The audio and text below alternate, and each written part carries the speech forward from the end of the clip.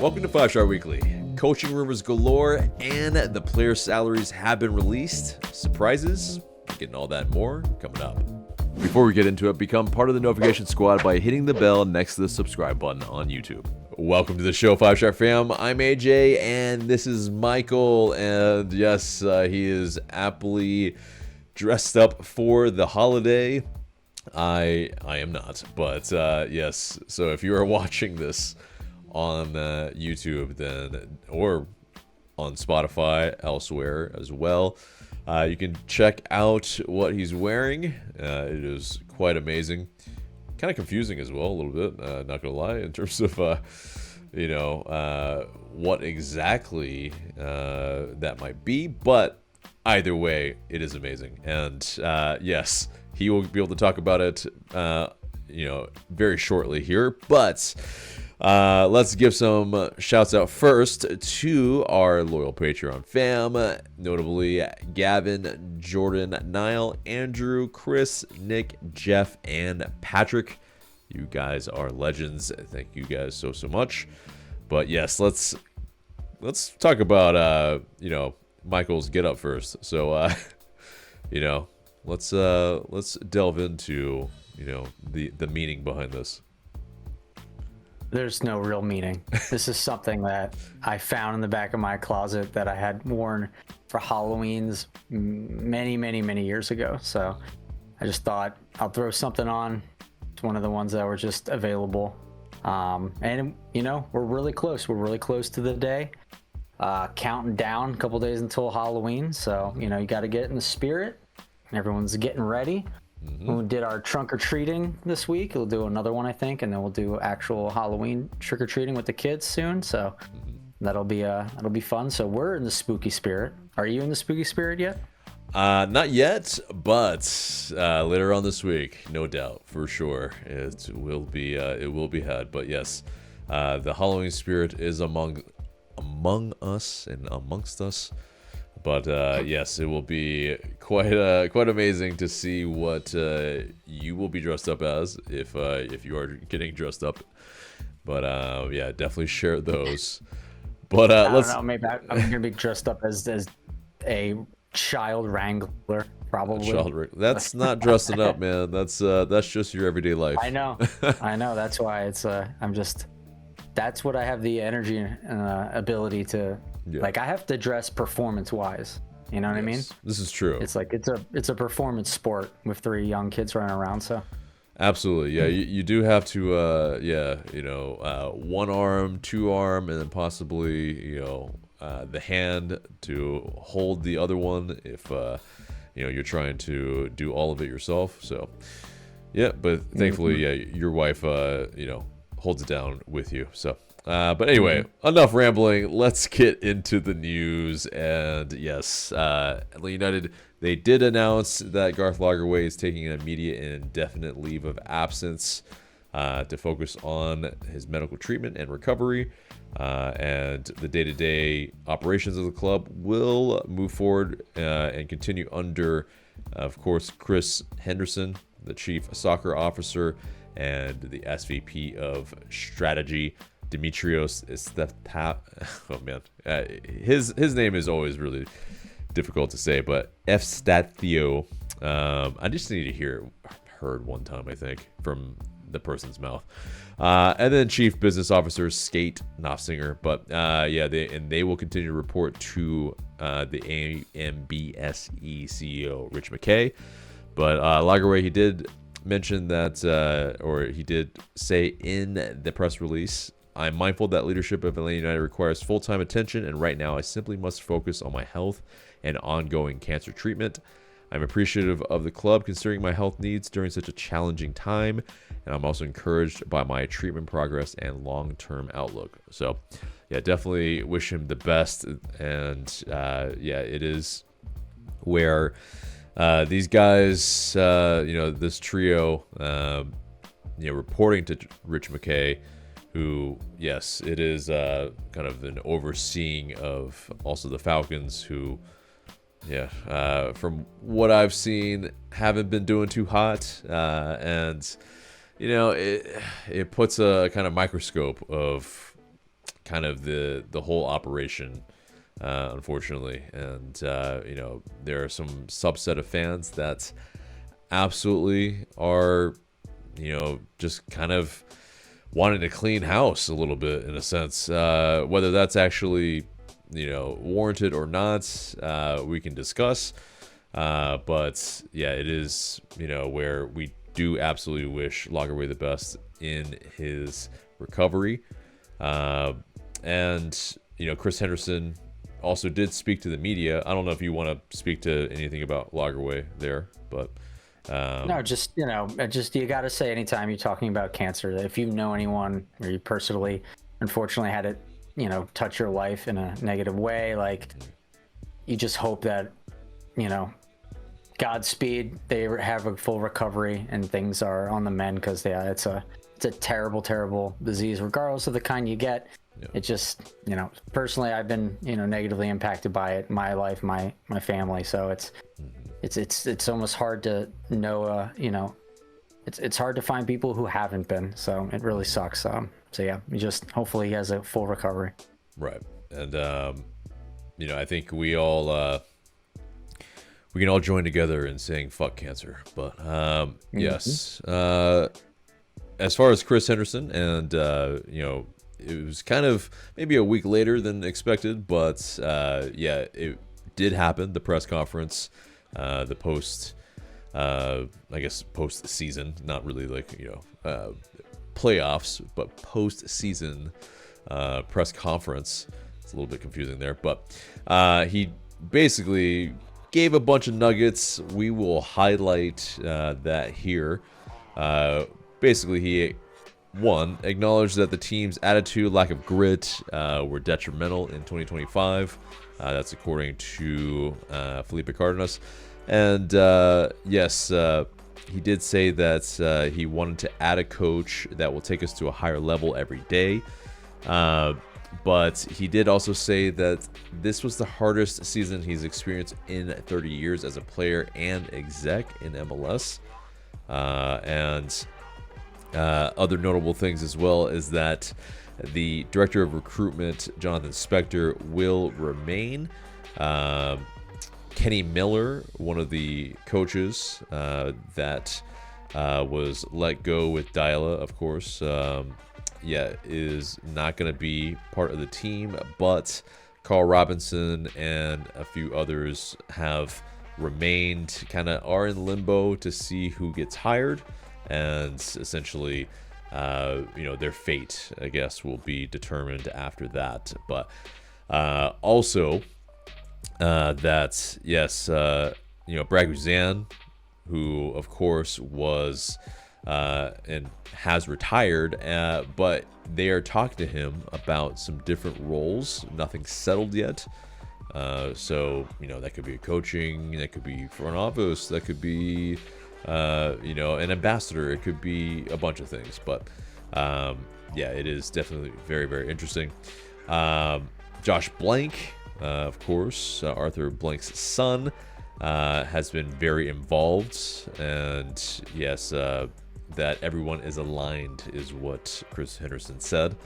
But as well, it seems like more that Henderson will be conducting not only conducting, but has conducted the interviews with the head coach candidates.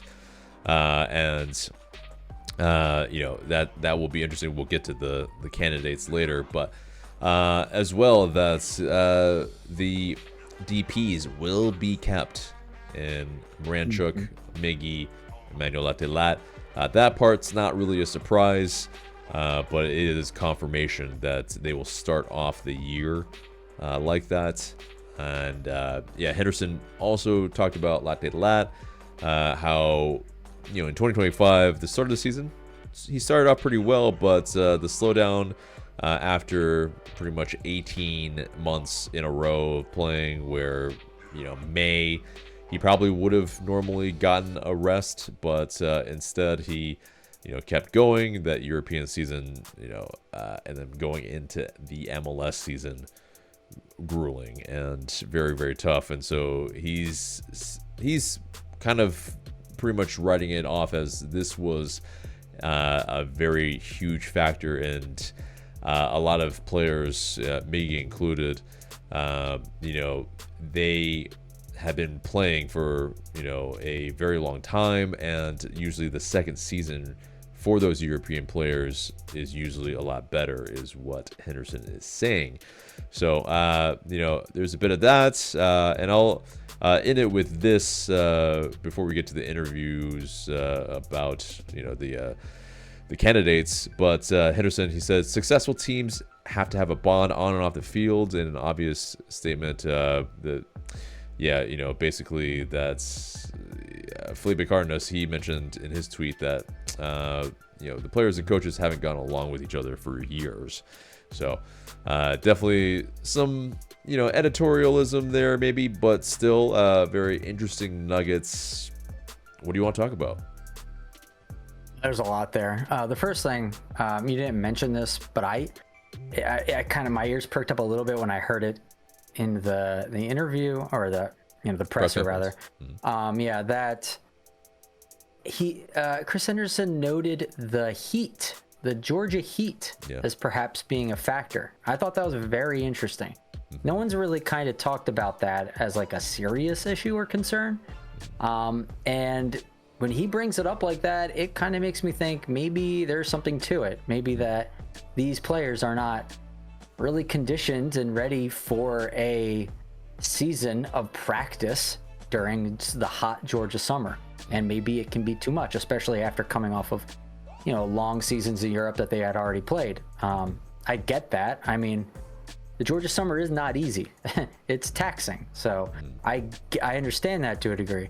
And if that is indeed a problem, they definitely have to find a way to mitigate it. And he did say something that I was, I guess of course he did. He said, we're looking at everything and we want to fix whatever is not working. So with that perspective, that is good. You want to look at everything, because at this point, it kind of suggests they don't fully know what, all the problems are. So they have to go uncover all of them, or, what is the biggest one? Because obviously I don't think playing in just the Georgia Heat is the biggest one, but it is one of them. So at least if they're finding these little nuggets of things, issues that perhaps are limiting some of the players, they can solve that. And then if you solve enough of them, maybe you'll start to see, increased output and not as much of this difficulty adjusting on your first season here or something like that. So that's a good thing. Yeah, but it's also like, well, we're fixing everything. We're looking everywhere and fixing everything. And then you're like, do you really know what the problem is then? If you're like turning you're turning over every single stone. It's a little concerning with that, but it comes down to what I think and what you thought is that it's a culture issue, and it comes from the players being here, certain kinds of players with relationships with themselves and the coach, and what is instilled from the front office, which I don't know if there was that one question I was asked to him, what is kind of the identity of the club? What are you trying to do? Were they successful at being what you thought they were supposed to be this season? And he said, of course not. He's like, well, what are you trying to do? And he's just like, well, like kind of, what did he say? The normal thing and they always say is, fast paced, exciting soccer. Yeah. And he's just like, okay. He mentioned that, it was, pressing from the front type of, kind of football as well, where basically protagonist football as well, where it's a team that's obviously a little bit more possession based, a little bit more in the sense that they are the ones in control of their own destiny in that sense, but whether they play in a certain style or not, I think is a little bit irrelevant at this moment. We just need to figure out which style we're going with, for one, first off. But to touch on that, because I do want to kind of respond to that Georgia Heat comment that he made. It definitely could be a factor, a small factor in all of this, but I don't think he meant it as a oh, this is the big reason why Yeah. like some people might kind of be like, wow, kind of in that sense of like, or, oh man, like using that as a stick to beat Henderson with, as like, oh, like you're delusional if you think that, our problems are because of the Georgia Heat. It's, yeah, it could be one of the factors. And I do, like you were mentioning, I like the fact that it's like leave no stone unturned. And if that is a factor that, okay, there are ways that you can train indoors, and with the new training ground renovations and all that, maybe it is where, you recreate the AC conditions of the bends, or you train at the bends, a lot more. And Yeah. there are those things hell, man, it could be at the very, like I said, like, a lot of little things could maybe lead to something bigger. Like, what if just one of the things, just throwing this out there, I have no idea the instance of this is in terms of professional athletes, but like, what if a guy comes over, let's say, Manuel Atl comes over here. He's never been to the United States. I don't know if he's ever been here, but let's say he hasn't been here for an extended period of time. What if he has a, not very good allergic reaction to stuff here?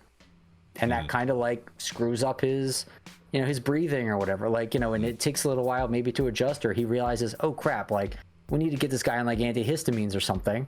And maybe like he just wasn't, they didn't put that together. Like, he's like, I can't run as well. Maybe that is, like it could be something silly like that. Like it, and if that's the way they're just like, well, we identify that now and we have a way to fix that, give these guys antihistamines when they come over here if they're struggling. Okay. It's like ragweed is a bitch. I get it. So we can get that and move on. But it's, if that's just one of them, that's fine. And if that's what they're uncovering, then okay. So, but it is, you're right. It's a small thing. It's not like a big thing.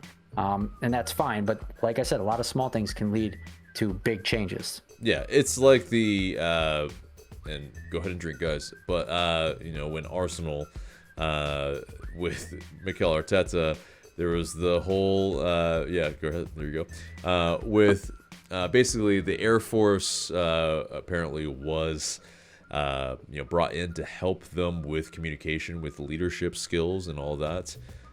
It was actually like a year ago or maybe 2 years ago, but so the media kind of got it wrong in terms of the timing, but and they kind of use that as a stick to beat Arteta with, which is really interesting. But the fact is that they are leaving no stone unturned, and they want to make sure that from a leadership standpoint, they are doing incrementally as everything that they can to be the best leaders.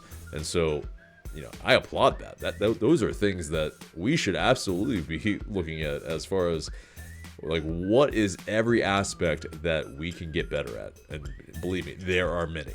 And I think it's this though. The other side of that argument, that coin, I guess, is that, well, it didn't seem to be a problem in 2017, 2018, bits of 2019, where like this Heat. Players that did come from Europe or from South America that are from different climates seem to have no issue, and it wasn't a big deal. We were able to win in spite of that. So those are just excuses. So it's part of that, I think. But I think, as I think you smartly alluded to, is that it's just something that is part of the equation. It's not the whole problem, and it's not the whole as far as like, if you look at a whole exam, you're asked one question, or if you miss that question, like, are you a failure because you missed that question? Yeah, if you miss multiple questions and you get more wrong than you do right, then you fail the exam. And so far, unfortunately, we have failed the exam as far as this 2025 season. And not so far, but like as far as what's been happening at the club pretty much for the past half decade. And so it actually has been getting worse. as we've seen. But as far as that improvement that they did, and Henderson did say that they will add some more scouts, improve international recruitment by adding pieces there, look to improve medical and performance departments. So, those are all things that we want them to, for sure, be looking at. And someone has to be in charge of that. And it seems like Henderson will be. I'll just say, I mean, you can't have a season like you had and not look at everything. Right. You don't. This doesn't fall apart in this case because of one structural, lack of integrity. It was a lot of the foundation was just broken, where it just collapsed upon itself. So that's good. You got to look everywhere, because I think that you don't get a season like you had without kind of everywhere being at least somewhere somewhat needing at least a little tweaking. So it's good that they're doing that. Right. And on some end as well, some people might be saying, because I think we're people that are really just tuned into the kind of zeitgeist of Atlanta United. I mean, some people might be saying, well, man, Carlos Bocanegra, well, he left and it got even worse. And, was he the actual person that was gluing it all together? And, you have that kind of, counter argument that I think is ridiculous. But, it is, to some degree, yes, it did get worse. But can you blame any of this on Chris Henderson? I'm not so sure. Yet anyway. And there was the aspect that, yes, Lagerwey was the guy that was running the ship from a technical director standpoint after Boca left. And so some of these players definitely kind of fall under his purview. So there's that. There's also absolutely the staff that's been hired, the staff that's been kept on. Those are all parts of it, and I think those are things that should be audited and figured out if these are the people that can steer us back to success moving forward. But and so the interviewees, there apparently were half a dozen that have been earmarked as the shortlist. And so, obviously we know about Tata Martino. Tata Martino needs really no introduction. And, if you're a new Atlanta United fan, well, okay, we'll cater to that real quick. But obviously, the man who has won us the MLS Cup, the guy who helped us establish the Atlanta United, culture that we all really, I guess, have the nostalgic feels for, but also, really, I think in the sense of putting us on the map, he helped create that cachet for us, and he himself is apparently interested, and also that, according to The Athletic, that he has emerged as the clear frontrunner to be Atlanta United's next head coach. And the club's still interviewing candidates, but the clear feeling is that Martino is likely. So we'll talk about that first. We talked about it a little bit last week, but as far as him being the clear frontrunner, it's definitely, I think, very, very interesting in that regard of, like you were asking last week, why? Why would he want to do this again? And, I think if you want to dig in to that, you can watch last week's episode, a little bit of kind of what we were feeling about as the why for Tata.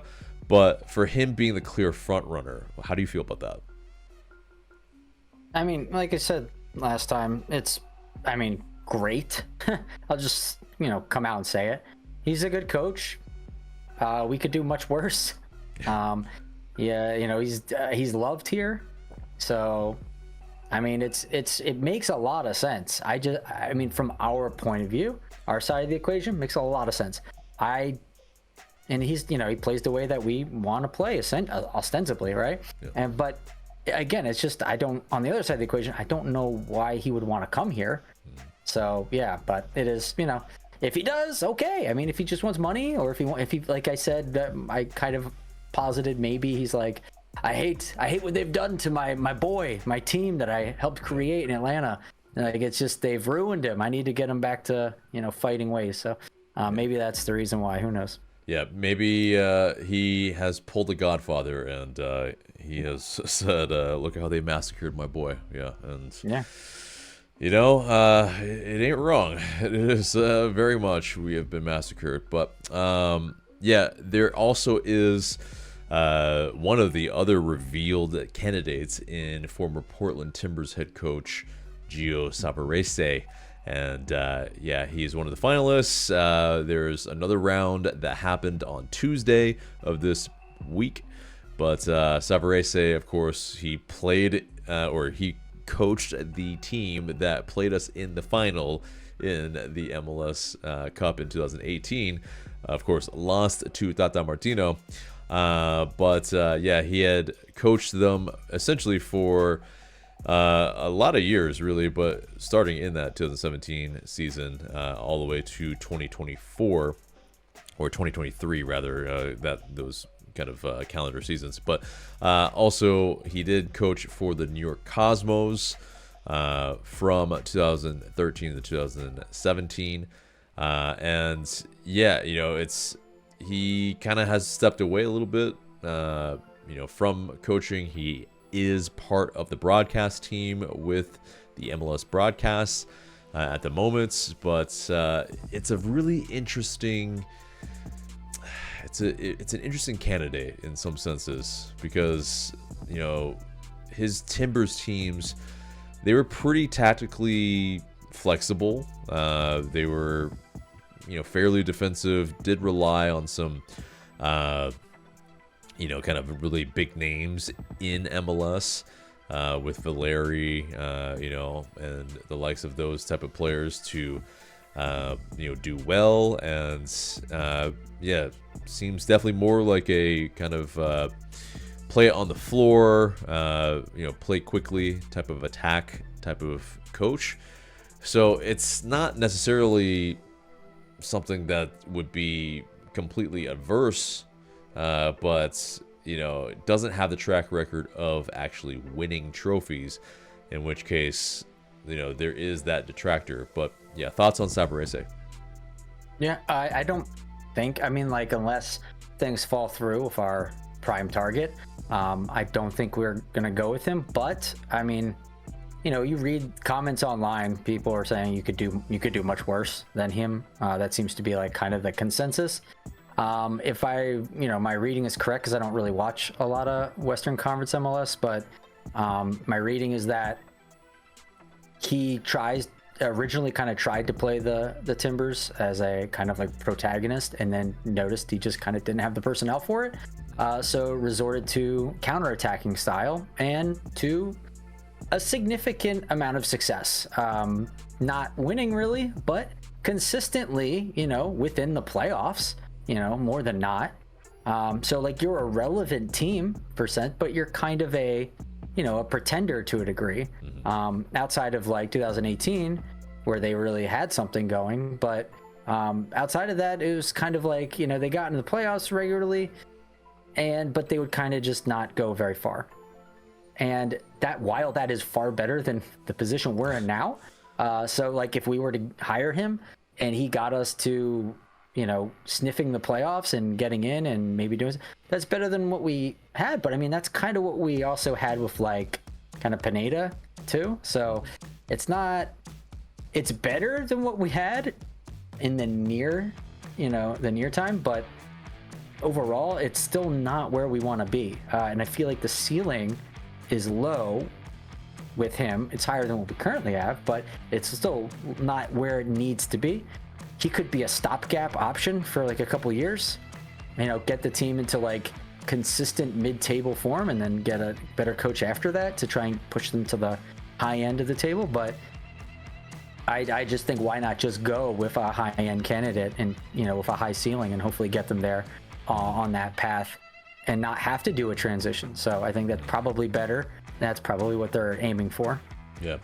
And I think that's the interesting bit is, like you're saying, you know, Tata Martino, you know, obviously far and away the best candidate here. And what we would, I think a lot of fans want to see is a commitment to longer than 2 years, because that's usually, as far as club goes, he leaves in about a couple years. And, you know, whether he needs a little bit more say in, you know, kind of the personnel that is brought in, not only with players, but, you know, kind of other things as well as part of the staff.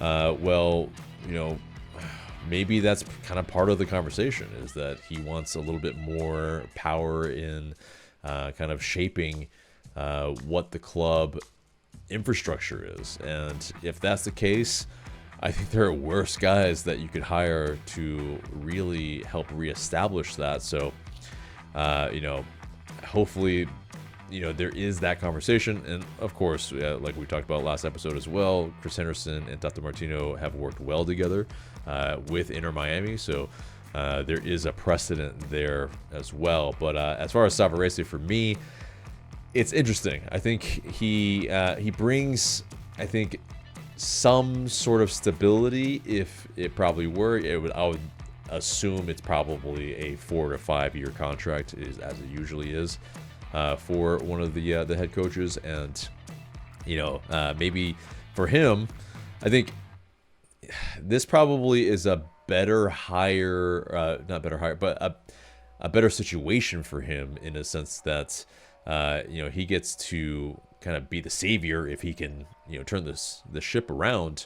But for us, I'm not so sure. I think it's, you know, from an optics standpoint, I kind of have my doubts if this actually moves the needle for fans, for the casual fan. Because it essentially is this. It's like, oh, remember the guy who coached the losing side in the 2018 MLS Cup? Well, yeah, he's our head coach now. Like, that's kind of the conversation that's going to be around the water cooler. Like, and the thing is like, it's kind of a, like, it's not super fair to say, but like, the fair look at it is that he was fired from Portland too. So it's like, we want a guy who was fired for not delivering on a lesser team, like in our minds, like lesser team. So like, that would not be, and that's not, you know, like to your point, it's not, he's not a name that really lights it up for us. And he's not coming from like, oh, I just won a thing, you know, that's that, which is, you know, the Atlanta United, you outside of like a couple of things, you usually want more successful, you know, people coming from success to come here, to bring the success here.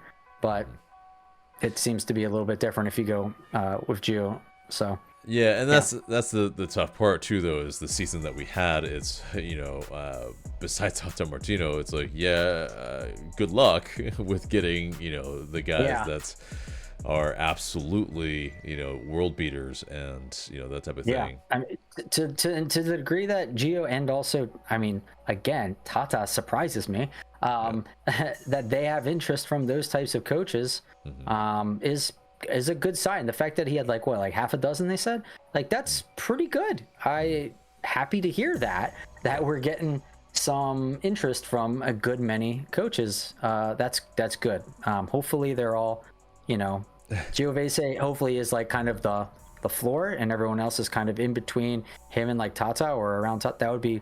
That would make me very confident that like people still see potential in this club and they want to come here. There's still attractive aspects to the club, and for whatever reason, I still don't know why. It'll be very interesting to hear why Tata, you know, when the first day Tata arrives for part deux, he goes, so why Atlanta United again? And I just want to hear that answer so bad.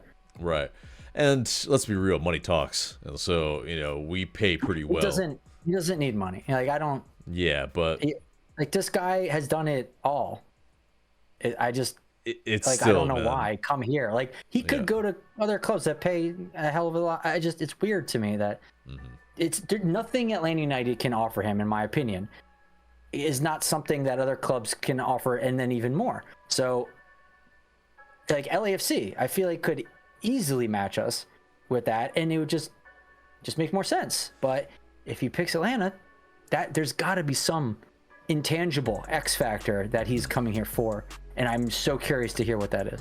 Yeah, and while I hear you about that with LAFC, and that situation, obviously it's a million times better right now than ours, but I think there is an aspect that's the guaranteed money that's that we would pay is that it's with other teams around the league. I mean, we just have the ability to pay more a lot of times, I think, and with Sabarese, it's probably the same thing. It's like, that, and knowing that you're always going to be backed financially as well, as far as players that come in, as far as the I want that player. Well, money is not an issue. It is absolutely, okay, well, if we have a spot open, we'll go get them, and usually we do.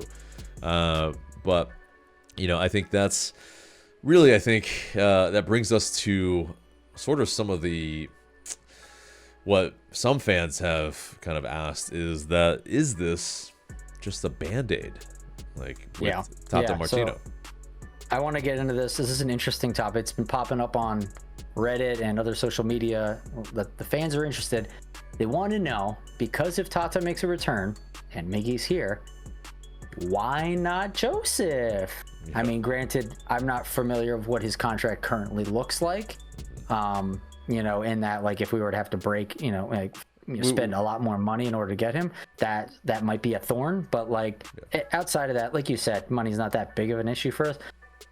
But it's people are asking, why not bring him home, right? So and have the group back together, that kind of is nostalgia FC all back together. And you're right in saying, what if it's just a Band-Aid? There is an argument that Atlanta United is lacking culture. We've talked about that ad nauseum. Tata Martino can bring in a temporary scaffolding for the beginning of a construction project for a culture. And it started in 2017, and it went well in 2017-18, and it kind of remained a little bit into 2019, but then completely fell apart because it was not maintained and built upon. And it kind of, once Tata left and some of the key pieces, so did the culture. There needs to be something that remains, that is Atlanta United, that is our culture, that is consistent throughout any players or coaches that come in and out. So is Tata a Band-Aid? Yeah, I think he would be, absolutely. And Joseph and getting the Nostalgia FC back together, Tata brings a something to start the construction of a culture.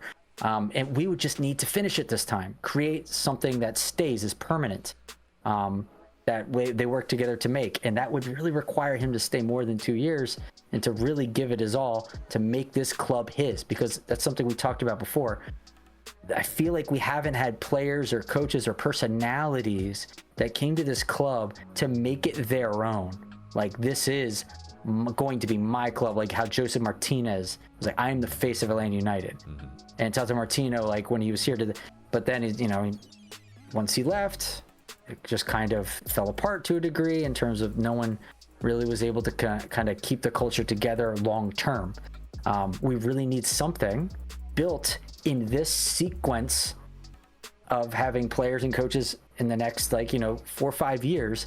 We need something built now that is permanent and stays. So the next 10 years, like the last 10 years, is more winning and identity that is consistent than not.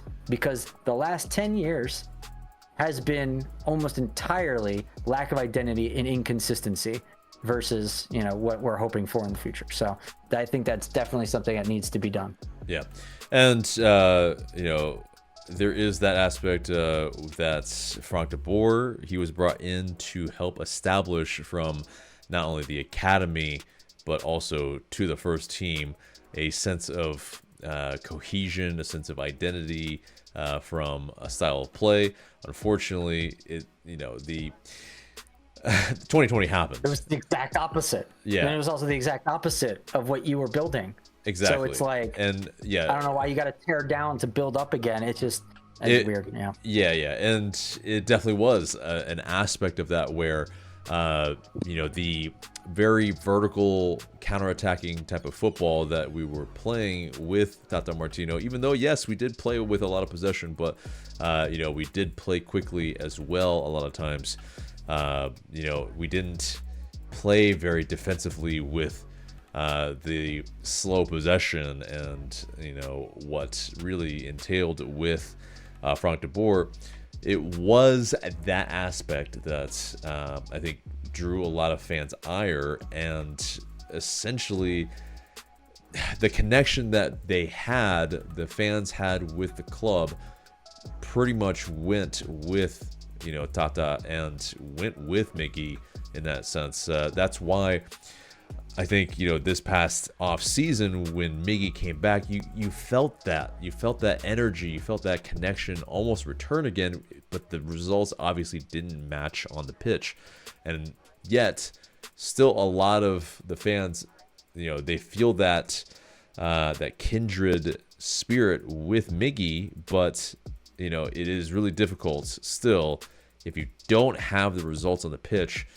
That can only go so far. And, this is where, like I mentioned last episode, where Tata Martino, if he comes in, if he helps us establish sort of a La Masia, like a, Barcelona type of thing, where he can help establish those roots very deep and that connection with the fans, so that, man, every fan, when they think about Atlanta United, they know, oh man, they played that type of football. They, as far as who's playing on the team, that player has been on that team for a good while. I think a lot of fans have complained really, really heavily about how, especially the casual ones, how they don't know who's playing. They don't know which players are on the team anymore, and that connection is super, super important. That we can't have this type of turnover every single season. I mean, if you do, you have to win stuff. You have to be that type of like ruthless Chelsea like team if you're gonna do that. And just, hey, whatever, connection with the players, coaches, be damned, it's just trophies or nothing. And unfortunately, I think we've set that type of dangerous precedent a little bit, and I think we do need to, in the sense that, yeah, we are breaking down all these walls, breaking down the foundation. Let's build that foundation really, truly in an image that I think can be sustaining, that really, truly connects with this massive fan base, because it's a very fervent fan base and it still is. That's the crazy part. But there are so many people that obviously really care about this club, and it's just so heartbreaking to see that it's in the power of a few minds that some people just don't feel like they're, one, maybe up to snuff, or that they actually know what the actual the ethos, what Atlanta United is all about, what Atlanta is all about. Yeah, it's like, what is this brand besides just kind of like a corporate entity? Like, it's hard to understand right now. It's there was an attempt in the beginning, and it was a good one. There was something, like I said, something being built, but they kind of dropped the ball. They didn't capitalize on it, and then that kind of went away, and now we're just kind of left floundering. Like, what are we? bring in new coaches and new players, hoping something will spontaneously erupt from that and become that for us, instead of kind of, I don't like collectively doing the work to figure out what it is that makes us who we are and really hammer it home. Like, I just almost want, as superficial and silly as it sounds, I just want something concrete, like a little tiny nugget, like just pick a word, even just a word. Like, what is Atlanta United? Just, is it fast? Let's just do that. Why not? Let's just pick fast and then go with that. Make that your like North Star. Yeah. So at least like now you're like, okay, if you're playing Atlanta United, you're going to be tired because they will run you into the ground because they're fast. Like, good. Okay, great. It's a good start. Like, can we at least do something? You even asked for like one word. What is Atlanta United? No one's going to even be able to give you a coherent response to that. Not in the front office. It's just, they'll give you some nonsense like, oh, it's community and family or something. So like that doesn't mean anything when you are at the bottom of the table, you know? Right. And, you know, I'm likening it to this analogy now. I mean, essentially, we are that former star varsity quarterback, and, you know, now we are essentially that washed up, you know, beer belly, you know, working at McDonald's guy that's used to be the star quarterback. And, you know, it's we're still trying to make fetch happen. It's just something that you know, we obviously need to find that North Star. We need to find what can, you know, drive us into the future and sustain it. And so you're saying Atlanta United is Al Bundy from Married with Children?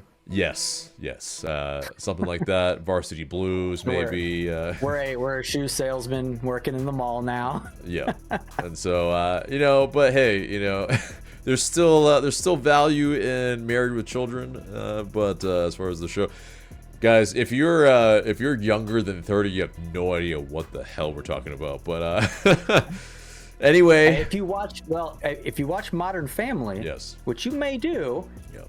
He's the grandpa. He starred in a sitcom TV show a long time ago, where that was like his main career for forever. Yeah. And it was an incredible show. Yeah, I love the show, but it's a little problematic now. I'll say that. Yeah, we'll just say that. It's a little problematic. If you, it's still, but, yeah. Yeah, if you get triggered, or if you know, you feel like you're getting gaslit a bunch, that show probably is gonna be something that will make you feel uncomfortable. But it's a product of its time, for sure. Exactly. I'll just say that. And I mean, it was meant to. It was basically meant to push buttons and to be outside of the box as far as you know, sitcoms go. But anyway, let's move on to the salary guide info that came out for MLS Players Association. It was the fall guide, and with some of the summer signings for Atlanta United. Yeah, you know, the top earners, of course, Miggy, you know, Moranchuk, Latte Lat, were 7.8, 4.8 or 9, and pretty much 4 million for those players respectively. But Steven Alzate, who got brought in the summer, made 1.4 million. Inyema High made 1.37. Juan Baracol made 1.2. Obviously, he is Baracol anyway, on loan until 2026, as far as the summer of 2026. And you know, Saba rounds that out at pretty much a million, but you know, 998,000. But yeah, you know, so these players that were brought in, you know, are making a pretty penny. Fairly surprising for Baracol. I feel like, you know, obviously he did come from La Liga, so there is that aspect of, like I was saying, money talks. You know, these players were coming to a side that was very poor, and you know, this is probably the only reason why I would feel like they came at this juncture. Yeah. You know, but also Alzate did say that it was because of you know, his previous time with Diala at Standard Liège that you know, he did. but That's going to be awkward. right. And, I think, some of us have been there where your hiring manager essentially gets let go. You're in this kind of awkward limbo of like, yep, like, are my days numbered? Like, what's going to happen here? But, yeah, as far as those players and what they're making, any thoughts on that? Yeah, I mean, I don't think any of them deserve really that high of number. But, there's some nuance here to be understood that, like a lot of these numbers and mid-season hirings and also accounting weirdness happens with those types of players as well. So, I don't expect necessarily that next season they'll have these exact numbers or these high, as high as these rather. So I don't think it'll be, they're always going to be making that much of a pretty penny, especially Juan Baracall. I mean, if he's still here, that is, because it was June, I think, that, his loan expires. Who knows if he'll stick around. But yeah, I think that if they are going to stick around, they're going to have to earn those numbers if they want to keep them. And it's going to have to be a drastic, insane, complete 180s for like some of that. I mean, and not so much on their specific performances, but the team, like they got to be able to make the team better. Because like, individually they were fine, not, worth that money, I would say, but they're fine and they could get there individually speaking. But like, damn, like that much money for these players, you expect high performance, you expect results, you expect things to go your way, and it just absolutely didn't. And it's really concerning that you have such big performers. I mean, supposed to be big performers, just not performing when they're making that money. It just hurts. It hurts the fans too when they see it and they look at that. And they're like, what are you guys doing? Throwing money. There was that one chart that was put out on Twitter, like a day, maybe it was today, I forget. But it was like, the amount of points Atlanta United, like, or the amount of like goals that they were scoring and the amount of like points they were getting compared to, like with how much money they were spending on players. And it was just like, we were by far the most inefficient team, like leagues away from like all the rest of MLS, like in terms of inefficiency, by far the most inefficiently run organization when it came to that. Unfortunately, when you're just looking at that appraisal. So that was just, I mean, we all knew that was going to be the case. We don't need a chart to tell us that, but it's just really just like that. These things need to change. You can't be paying incredible money to guys that just don't perform. Right. And yeah, we basically had the third most pretty much paid in salaries and the second worst record. So it is something that's, not a great look at all from any aspect. And, we're Toronto from like 2 years ago or a year ago, wherever it was. Right. And, that's something that, like you're saying, drastically needs to improve. And it is that too, where, looking at the record that we had in the second half of the season, where basically we had one win in 18 games. Incredibly poor. But it is... That was a lucky win too. Yeah, and I think that what's really fascinating there is that, yes, Chris Henderson, he did say that a lot of the games were pretty close, and from in a vacuum, him saying that, and when we didn't win, many games in the second half of the season, or draw that many either. We drew some, but it looks like it's like you're absolutely delusional. But for those that actually paid attention to the games, he's not wrong. He's not wrong that some of those games were a lot closer than it really seemed. It's really moments of madness that happened, and some of the games, it's like, oh man, that first half, that second half, really, really good. But then, 15 minutes in a span of a small amount of time in a game, they just shit the bed. And and that is like, that's we kind of glossed over it a little bit, but I think it bears talking about a little bit is that, that it goes back to what kind of Ronnie says, and Chris was asked if he agreed with Ronnie. Is the team too soft, basically?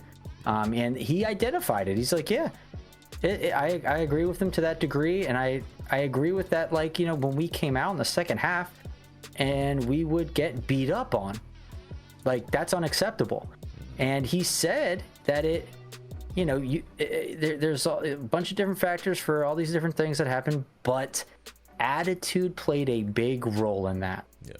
And that to me speaks volumes, that he knows that, he saw that the guys didn't have the attitude, they weren't up for the fight. And I mean, we all can see it on the pitch and on the field. Guys, they weren't just capitulating, with balls in the back of the net.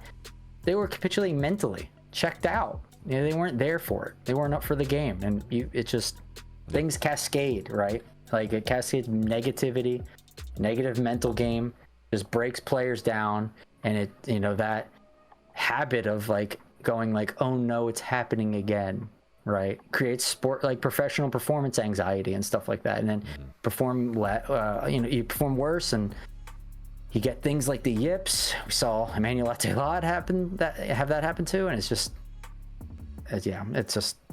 the mentality needs to be stronger.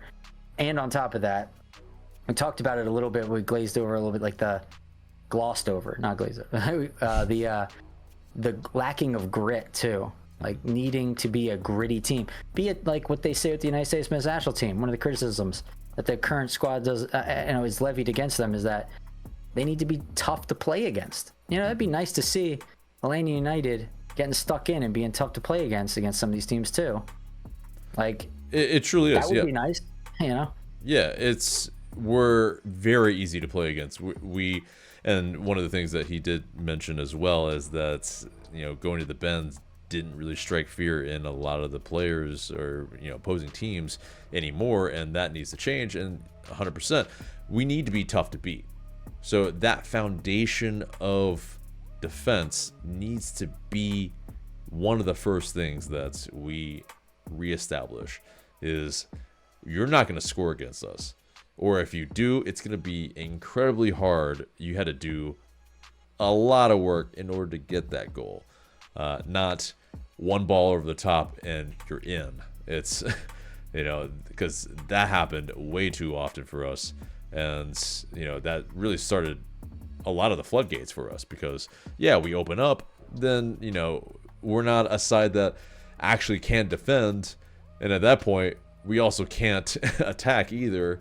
And, everything just compounds. So, it's definitely something that I think we need to establish that bit first. And whether these players are, as far as Mihai and Barakal, are the future as far as that. I mean, Steven Gregerson also makes $920,000. So, it's a lot of these factors that, okay, you're spending big on these guys. We did get scored on less a little bit in the second half of the season, but, ultimately there's something broken, and there's a lot of things that, just really, again, needs to be identified and fixed. But, let's move on to, and this is by far probably the longest that we've gone for a news segment, but a lot to talk about for sure. But yes, in 2025, the Atlanta United Academy had 9 players make their first pro appearance.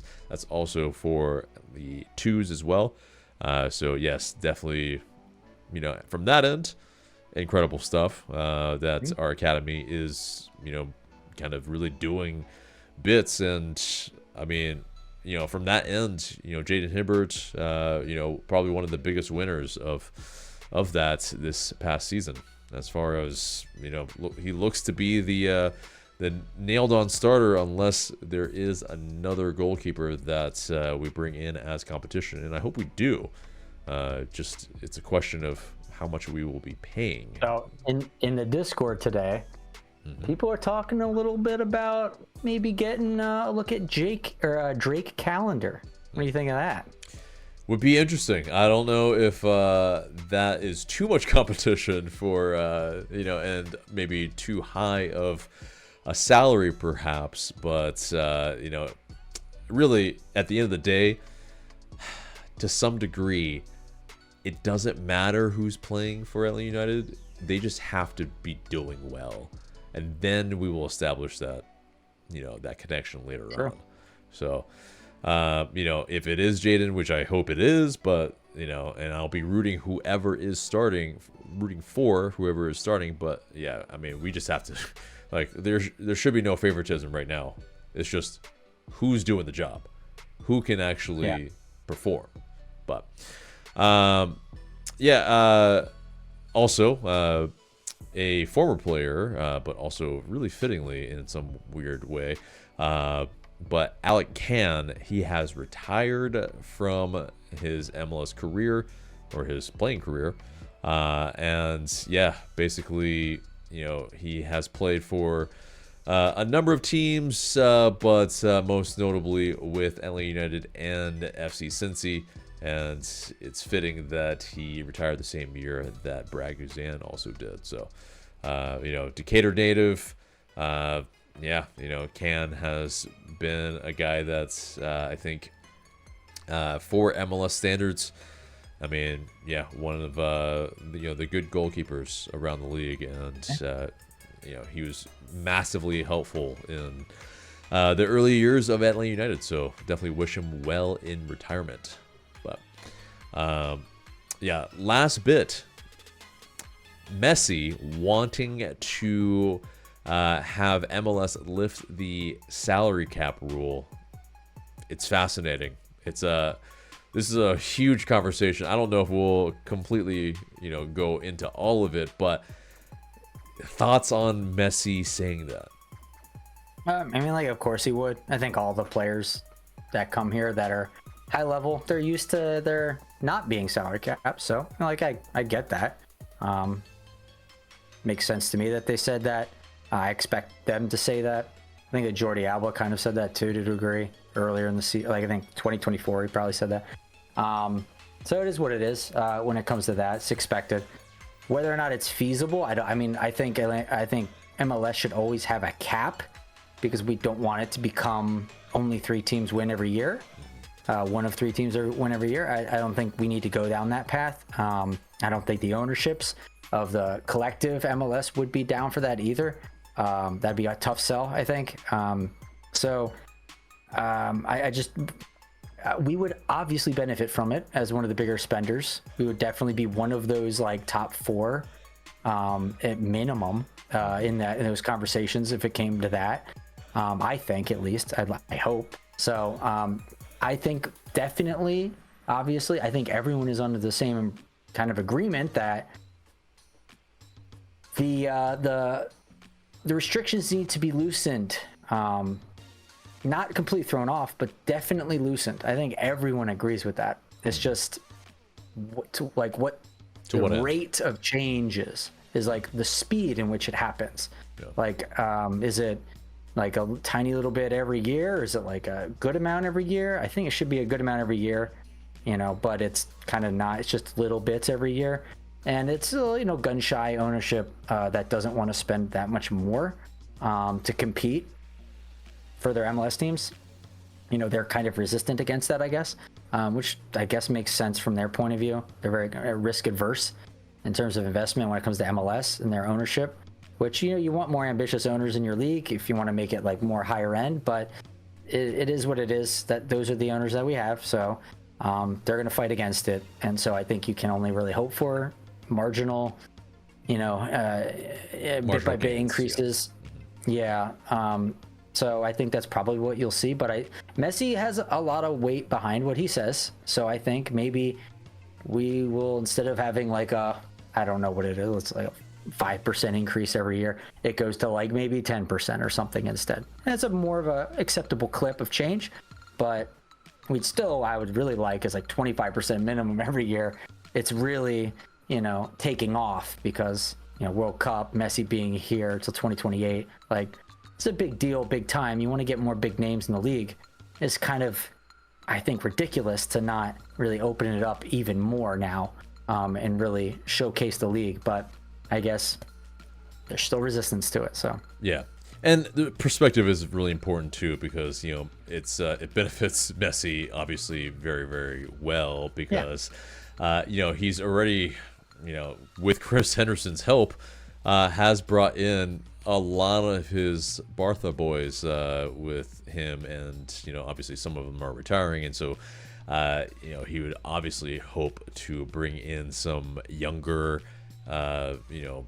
kind of less injury prone type of friends, but it is this too where you have the likes of, say, NBA, NFL, how parity does really well for their leagues. And yes, they with any of the other leagues usually anyway, because they are just far more established than MLS, with basically MLS just being just got the prefrontal cortex, so it is that aspect that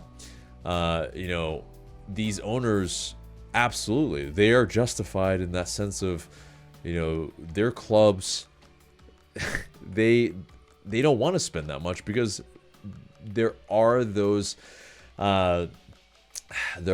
horror stories of American soccer leagues that have gone under because of unmitigated, kind of salary structures. And in that sense, it's like, okay, but like, you're saying, Mike, it's that, yeah, you do have to loosen the reins, and again, to what end? To, how many degrees, like what little bits can you actually start to loosen that belt? But it is to an aspect too where like these players also, they want to be playing, like say Messi, like he played in the Club World Cup, but he didn't get that far. He got embarrassed. Yeah, and he does, like, he's used to playing on Barcelona or PSG, where, okay, you play in those kind of competitions, yeah, you're usually going to be getting pretty decently far. And I mean, in preseason, we see, when Miami played around the world, played in China, played, what was, oh my God, what's his name's, the guy, oh my God, the guy, I can't remember this. I have a brain for it now. The guy from Brazil, that Neymar. Yeah, there was Neymar's team, Al Hilal, I think, in Saudi Arabia, or Dubai. He's in Santos now. He's back. Yes, in Santos. I know, but he was there at the time, but he wasn't playing. Yeah, because he was injured. But like they went to go play that team, and it was billed as like, oh my God, the two superstars playing, and they didn't really play. Messi played a little bit, and Miami got blown out. Like that's just embarrassing and unfortunate. Like to go around the world and just have like a tour of getting slapped around. Like it's I get that would rub you the wrong way as guys who are just used to going around, used to being the bullies, right? Like going around beating up everyone. So, and now you're the guy getting beat up. So I get that. Yeah, and so it's also that it's like Messi is the GOAT, and it's one of those things where like he's not used to this. It's like, say if you're Michael Jordan and it's basically playing on the Wizards. It was that era of like, yeah, okay, this is all right, but there's a lot of problems here, and if I could do something about it, I'm gonna say something. And so that's pretty much that. But anyway, let's wrap up the news. Let's get into the mailbag. We're running a little long, but there's not a ton of questions here. We will rifle through as much as we can here. But so you guys send in these questions through IG story and Discord, and we might keep sending them. We might answer your questions in the future. But first question comes from Joseph Better Than Carlos. Despite needing, it's just hilarious that that's the name that is asking this question. Despite needing a lot of roster building, we have basically zero cap space. What players would you sell to free up resources to bring in other pieces? It feels like Schleich, Saba, Amador, and Gregerson, and maybe Moranchuk, if we need a DP slot, are the only ones who would have real value. I mean, those players would have value, sure. Some. But I don't think we would move on from Sleesh. Gregerson is interesting because it's like, again, we don't know what the prognosis is for his injury. And my whole thing was that if that's a long one again, I think we've seen enough. Like he can't stay healthy. He just can't. And so that's just, we got to move on from that. So I think you should still find people who would want to give Stian a try somewhere. So, because he is a very good defender. So there's that. Mayumba is definitely a guy I want to move on from, in my opinion. Brooks Lennon is definitely someone we want to move on from, in my opinion. Josh Cohen, I feel like we should probably move on from. There's a bunch of players we can get space from, and I don't think we'll have that much trouble doing so. I think maybe even you might see some surprising moves, like even Amador. I'm not going to put money on him being moved, but it's possible. There's a lot of possibilities that are like, who knows, could go either way. I feel it depends how, the front office, how kind of cutting and running they're feeling with some of these things. Like, there's we need to throw the, ostensibly baby out with the bathwater in some cases. It could be the case that they're in a fire sale kind of mentality. But if they're not, and they're just being more judicious, then, I think even if they're being judicious and very conservative, I still think we're going to have plenty of cap space and room with a lot of the movement we do in the off season. So I don't think you have to worry. Yeah, I mean, and we spoke about this in the last episode as well, but it really, some of these players really don't have a lot of, I think, transfer value, unfortunately, and I think that's kind of the aspect, though. There are probably going to be names that you possibly, anyway, don't want to see go, and will have to be moved on in order to create that space, that cap space for one, that roster space for two. But so I mean, yeah, I really like Saba, but Saba underperformed, unfortunately, and I think still has value in this league, though.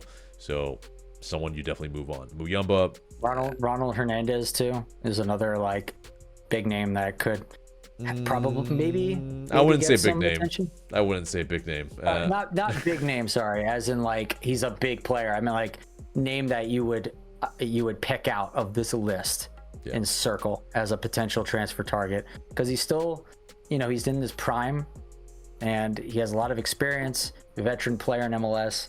At a middling team in MLS, I think he could do well there. So I don't know if he has any value, to be honest, as far as as far as being transferred or traded. I mean, for it could be a Derek Williams type of situation with him. How we got him from LA Galaxy, that could be how Hernandez is not protected in the draft, or something like that. Right, and so possibly that, but I mean, again, I like Ronald Hernandez as a person and his utility, but as far as fetching us anything in this league, I don't see it, unfortunately. And but Gregerson could be, but every other club is going to have the same things as what we're going to see as far as can he stay healthy, and no one's going to take on his entire salary or something, or trade us a bunch of GAM for someone that's injury prone. It's because we are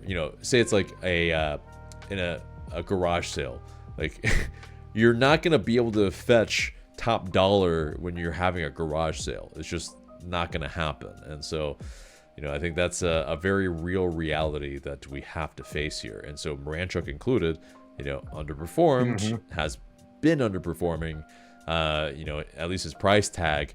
It's if we try to move him on, we're eating salary, we're eating GAM, we're eating something. We're not going to be able to basically fetch gold for players that we don't want.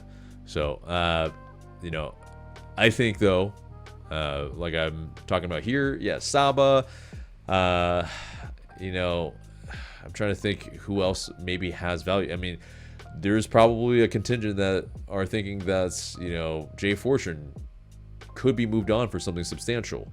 Even though he absolutely could. But I feel like he is a player that we should build around. He, is a player that has tremendous value as far as not only to this club, but, being a homegrown, being a player that's at times was our best player on the pitch. I think it's someone that you want to keep around, that, will fight for the club, that grew up in the academy. Those are the type of players that you want to build around.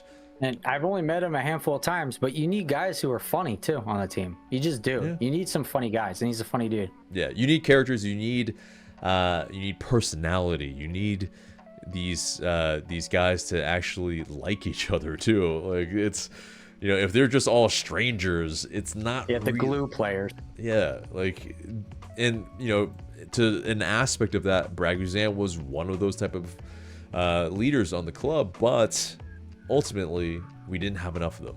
But and also I just want to correct what I say. I said protected in like a draft, like as if there was going to be a expansion team draft. There is not going to be. As far as I know, there won't be a new team in the league next season. I was just curious, so I looked it up, and I think only like Las Vegas and Arizona were like potential in the future sites that they're looking at. So, and that's far off. So don't have to worry about that right now. Right. There are other drafts, but it's not probably going to affect us too hard. Yes. Next question comes from Oreos Are For Me. What is your honest opinion of what success should look like for 2026? A lot of S's there. That's a good question. What success should look like? I kind of talked about it. Really depends on what the team and the coach and kind of looks like going into 2026.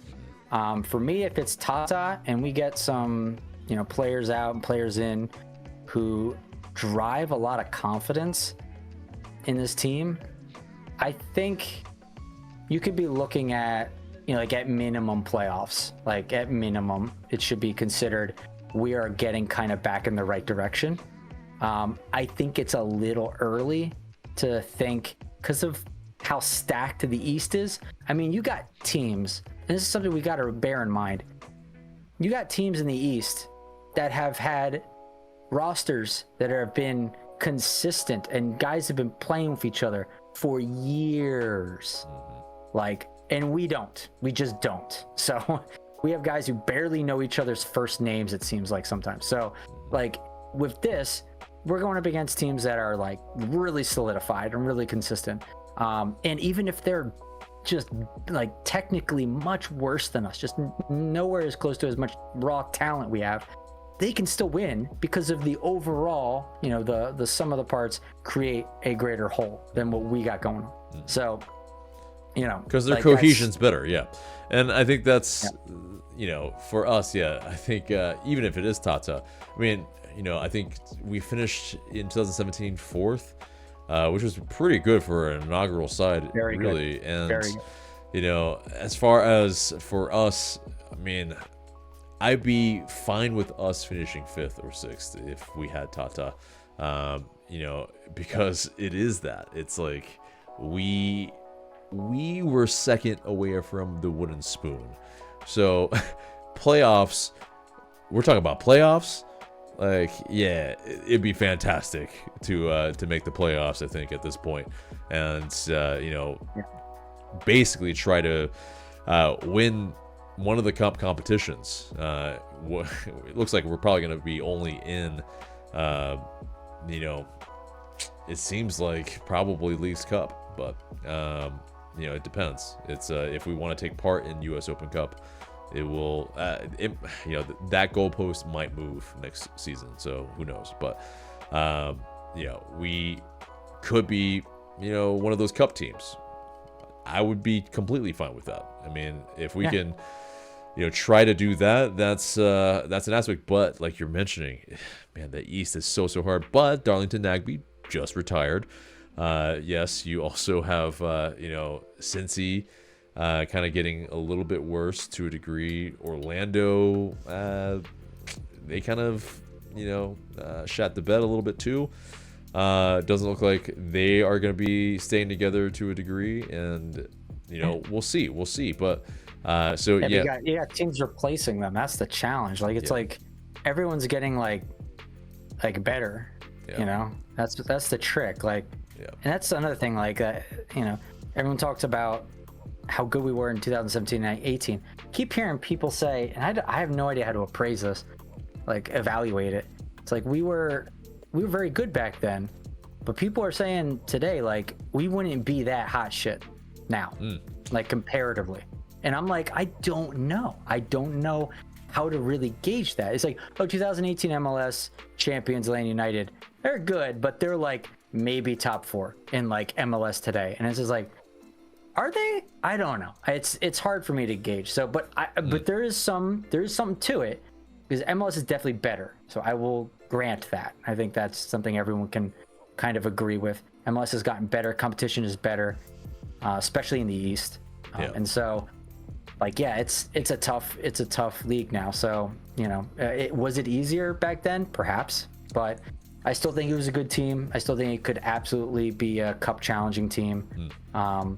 I think they could have gotten maybe the cup again if they were to be who they were now, you know.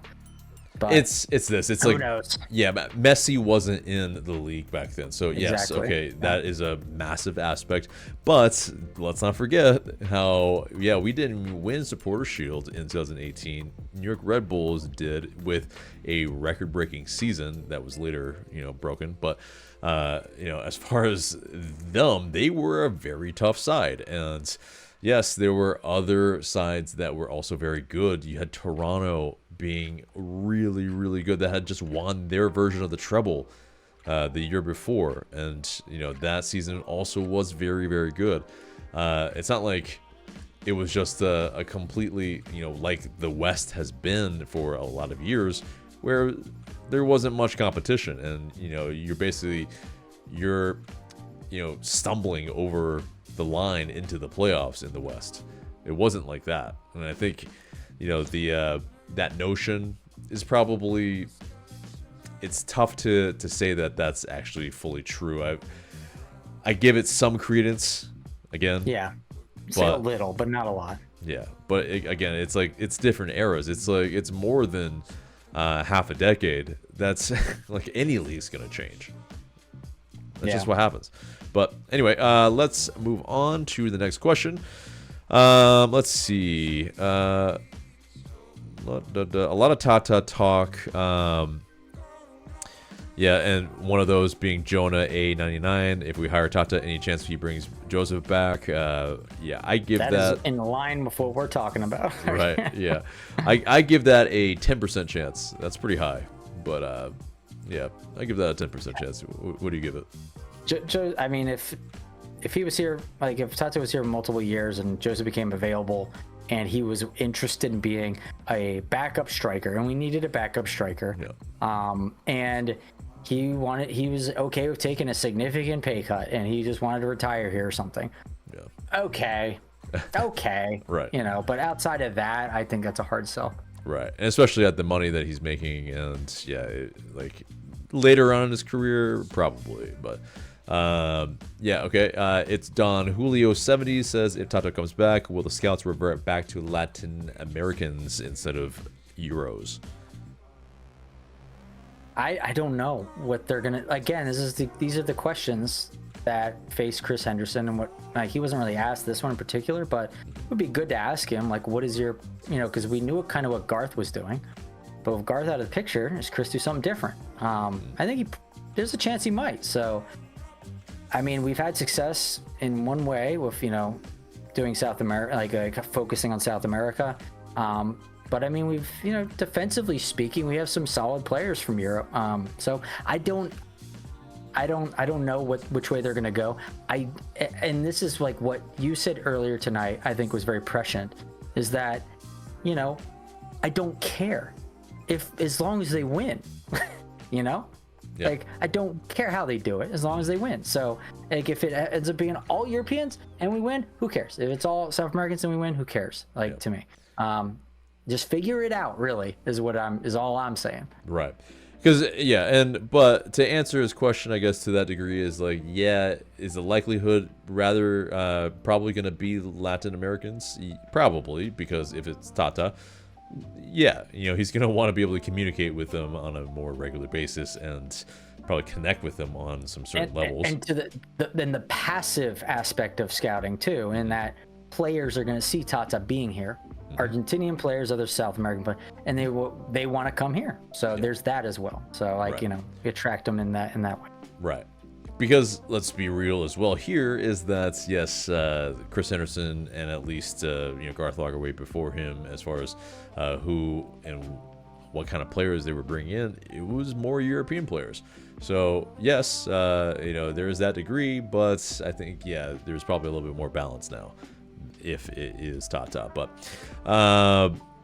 Morosa18 asked the same question that we asked: why Tata, and why don't we learn from our mistakes? I'll answer it, I guess, before you do, so I'll give you some time to think. But why Tata? Well, I mean, he's the best available candidate, and if he wants to come here and he's interested in coming here, how do you say no? That's just, it's really, really tough for the front office, I feel like, to be like, you know what, we're gonna Marcelo Bielsa you again, and actually say no thanks. Be very weird. And then why don't we learn from our mistakes? That is the golden question, and that golden goose has been chased for quite some time. If we all knew the answer to that question, we wouldn't be here. Do those two questions have a connection, or are they independent? I can't tell. I know it's super. I think they absolutely have everything to do with each other. But okay, so is he saying like we shouldn't do Nostalgia FC? Is that his point? Oh, I thought you were joking. But no. So I don't think they have anything to do with each other. It's just, okay. But it was an and question. Yeah. Okay. Yeah. Yeah, because I don't really, Yep. But okay, let's see. Next question comes from Smoky Karaoke. Is he still capable of galvanizing a team and inspiring their top performance like in LA United? It didn't finish the question, but probably heyday. I think so. Yeah. I think so. I don't see why he wouldn't be able to. Yeah, I mean, it is that. It's like, yes, he did have the benefit of coaching Lionel Messi and Jordi Alba and Luis Suarez and multiple times. Yeah, those players have played together for a very long time. So it was a lot easier. Basically the question is he washed up and can he still do it? Like, that's really the question. And yes, Mexico is a little bit of a black mark, maybe some would say, on his career. I don't think that's his fault. I don't think anyone's coaching that Mexican team to do anything great. So right, because it is that too. It's like you can only do as much as you can with the talent that you have in your international pool. So, like, that's an aspect of it that, okay, it was a bit of a failure, but it's not like he was coaching Spain. It's not like he was coaching Argentina or something. That's a different story, which, okay, that is, there has been some of that in his career as well, as far as Argentina. But, I think he would still be able to, in MLS, do bits. Let's see. We'll end it with Jair Raimondo. Is Tiare a top 5 striker in Atlanta United history? Stats-wise, I think so. It's interesting. It's a very interesting question. Yeah, I think stats-wise, I mean, he scores goals. Like, and that's what you want from a striker. So, and the fact that he's a backup makes it even more impressive. Mm-hmm. So, I think that kind of says it all. I mean, like, what? Who are you going to compare him to? I mean, Joseph, Giacomakis. Yeah, well, we're not going to compare it to those two. We obviously know he's not. Yeah, that's not on their level, but like that's top 2. We round out the rest of the 5, and so that's the. So there's 3 more names. Are there 3 more names above him? That's the tough part. I mean, you know, let's see. We're thinking about Brandon Vasquez, but he, you know, didn't play that much when he was here. He had, you know, 5 goals in the cup competitions that we had, essentially. Yeah. You have Daniel Rios, who pretty much was playing around the same time he was, and they were pretty much time sharing. So I wouldn't say he's a better player than he is. Let's see. I'd say Chari was better than Daniel Rios. Yeah. I mean, and he definitely was picked, you know, above him in that sense. Yeah. Yeah, you know. I think he's better than Cisneros. I think he's better than Tagashi. And he's 3rd string. Yeah. Yeah. I think he's better than Dom Dwyer, who's like a backup. What was that, like Kenway Jones? Was he Kenway the striker? Yeah, in 2017. So yeah. I better than don't think Kenway he Jones. did. Yep. Yeah. What else do we got? I mean, John Gallagher played striker for a time for us. I love me a John Gallagher, but he's not as good as him. Yeah. I mean, he's not as good as TR. Right. I mean, yeah, he might be 3rd. It's kind of crazy, like because Latte Lat hasn't, you know, performed up to his level, and so yeah, there is that. It's he might be 3rd. We'll think about the rest of them, but. Yeah, it's there's not many other players. You know, yeah, we can take a look at the striker list real quick, but I mean, I was trying to find it real quick. Tito technically played striker for us in 2017 and scored a number of goals. If you look at Tito as a striker, then yeah, he's better. But I don't think you would. Yeah, but he's not an out and out striker, so you know there is that aspect too. You know. He might be the 3rd best striker in our history, which is not saying much, unfortunately. But you know, it could be a lot worse. Miguel Berry, you forgot him. Oh man, how did I forget about Miguel Berry? I mean, yeah, you got the likes of JJ Williams, you got the likes of Gordon Wild. I mean, Eric Lopez. Yeah, not a straight up striker. I think he was a little bit more of a second striker. I mean, yeah, it really is. I think that's that. That's you know, Jackson Conway. Yeah, another one. Definitely better than Jackson Conway. I think that's it. Yeah, he is. I think so. Adam John, better than Adam John. Better than Adam John. There it is, guys. I think, yeah. Jamal Tiare, 3rd best striker in Atlanta United history. So, all right. Well, here. Oh, wait, you forgot. Did I forget? Who did I forget? How did you forget? Eric Kubo Torres. How did you forget him? Oh my God, yeah. No, he's number 1. All right, so Lisandro Lopez. The disrespect you're giving these players. Oh man, you know he did so well. He was gone in like 2 games. But yeah.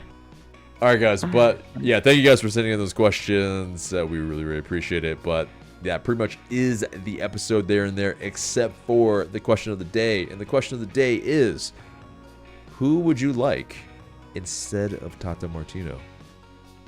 Yeah. Let us know in the comments below. Looking forward to what you have to say. But guys, that's it for us today. Remember to like, share, comment, and subscribe. Remember to do all the things. That's Michael. I'm AJ. Thank you so much for watching. And we will see you in the next video.